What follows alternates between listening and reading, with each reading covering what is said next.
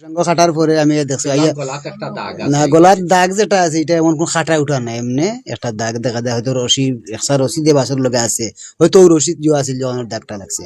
তো আমি স্বাভাবিক আওয়ার পরে আমি ফোন দিছি পুলিশ ফাঁড়িত, চাইছে ওরা সাবরে, সে ওখানে আইসে আইয়া আলামত ম্যানেজ করছে, ওর মোবাইল নিয়ে গেছে, এখন তদন্ত সাপেক্ষে যায় তো আমরা তার লগে এইরকম ঘটনা ঘটতে পারে বলে মনে করেন না। এই বিষয়টা নিশ্চিত এখন হইতে পারে না। এই বিষয়টা মানুষটা খুবই ভালো মানুষ, তার একমাত্র হইলো তার নমাজ রোজা পড়া, ওটা এছাড়া দ্বিতীয় কোনো জন নাই। তার খুব সরল টাইপের সুদা মানুষ, তার লগে কোনো মানুষের যে আছে করিও বিষয়টা এখন পর্যন্ত আমরা কেউ বা ওই যে আত্মীয় স্বজন গ্রামবাসীর যারা আছে এরা সবার জিকাইল ওই ধরনের কোনো যে মানুষ হিসাবে খুব ভালো মানুষ।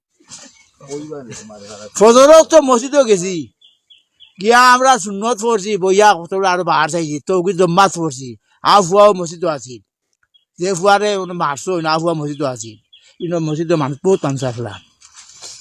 আইবার সময় নমাজ শেষ, তার ফুয়া তার বাড়িতে গেছে কি বাড়ি, আর আমরা 5-6 জন আমরা বাড়ির রাস্তা বাই গিয়ে আমরা বাড়িতে আইছি। ওখানে এলা শুনি খবর 8টা ফোনে 9টার সময় খবর শুনি ও বাড়ির মানুষ ফুয়া আগু খাটি দিয়েছেন, ফুয়া আগু খাটি বেটিতে দৌড়ি আইছে, আইয়া দেখি তারে লইয়া গেছে, ডাক্তার হয়ে গেছে, আমরা খাটি গিয়ে পাইছি মানুষ আর কোনটা পাইছি না। আমার ছেলে মঞ্জুর আহমদ নাম, ফতাবাদ সেহরি খাইছি একলগে আমার কাছে বইয়া, খাওয়ার পরে গিয়া আমার লাগা পালঙ্ক থাকে, কোরআন শরীফ তিলাওয়াত করে, আমিও কোরআন শরীফ তিলাওয়াত করলাম।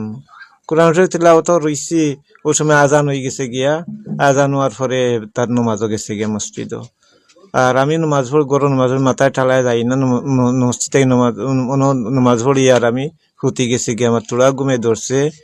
ও পরে উঠছি, উঠে দিকে আমার ফুয়া আইসে করি, আমি বুঝি না যখন লড়াছড়া পাই না, ও আমি যে করছি উঠিয়া পাই রইতে এইদাম গিয়া ফকির পারবে আড়িয়া। ওই সময় এক বেটি মেয়ে লোক আইসেন, আর এখন দাদা আপনার ফুয়া অন্য ফালাই হোক কাছে আপনার ফুয়া না আর খার, আমরা খালি বাড়ি ও বেটির লগে দৌড়িয়া গেলাম, গিয়া দেখি আমার ফুয়া ওলা শীতে উঠন, ও ভাই দা দিয়ে খাটিছে, জনফস খাটিছে খাটা, আর ফুয়াও জহরেও বাড়িতে শিখ মারিয়ে ফুয়া বাতিজা সবরে নিলাম। আমার বড় ছেলে বদরুল ইসলাম, হে লোকে তো আকল হাই স্কুলের শিক্ষক সরকারি।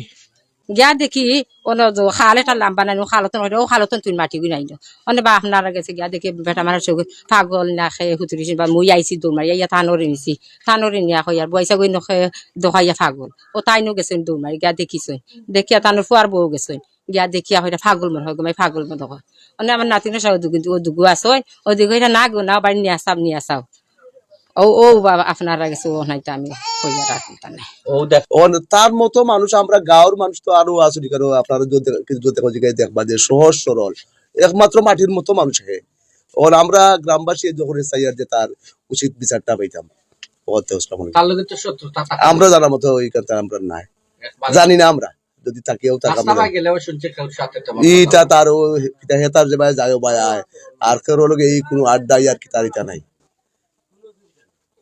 যাই হোক, এই বিষয়টা ওনার ফ্যামিলির যারা আছে তারাও বলতে পারছে না যে কি থেকে কি হয়েছে। এখন ওনার মোবাইল নিচে সারোয়ার সাহেব বলছে, বা এই মোবাইলের মাধ্যমে বা যতটুকু তদন্ত সাপেক্ষে আমরা আশা করি এর সুষ্ঠুভাবে তদন্ত সাপেক্ষে এর বিষয়টা উত্থাপন করার জন্য, এবং এটার সাথে যারা জড়িত আছে তাদেরকে আইনের আওতায় আনার জন্য আমি প্রশাসনকে অনুরোধ করছি।